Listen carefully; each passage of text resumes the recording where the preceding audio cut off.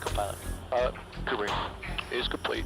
All right, let's rock and roll this. Stations For the first time in nearly 2 decades, a large contingent of Canadian troops have arrived in a conflict zone, wearing both red and blue.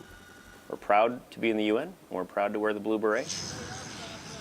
250 Canadian troops just joined this United Nations peacekeeping mission to Mali, which has been anything but peaceful.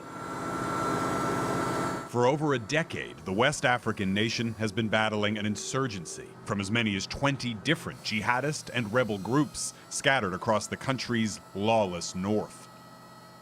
The area is totally widespread, and it's absolute no chance to have a 100% control over the whole country.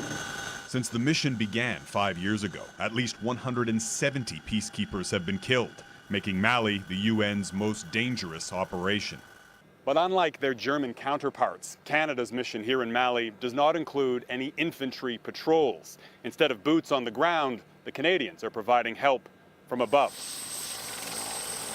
8 Canadian helicopters have just joined the UN fleet. The next time a peacekeeper or a civilian is injured, this Canadian cavalry can fly to their rescue, and the chances of survival just went up. We're going to put them onto the stretcher and bring them in head first. How copy?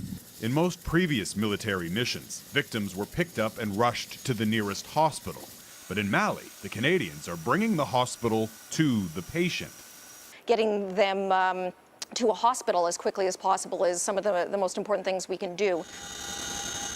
This training exercise shows a Canadian first, a helicopter transformed into an airborne emergency room, with a medical staff that includes a Canadian doctor, nurse, and 2 medics.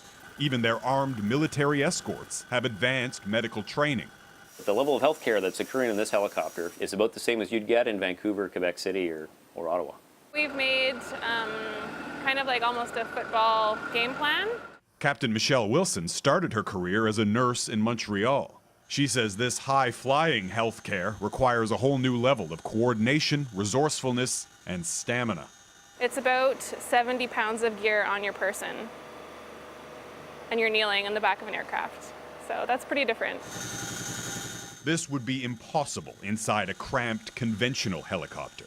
But Canada sent 3 Chinooks, providing enough space and supplies to treat up to 7 patients simultaneously.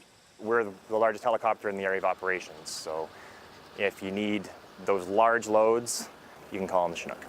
The Canadians are now on call 24/7, ready to deploy within 30 minutes with a new way to save lives. Jeff Semple, Global News, Gao, Mali.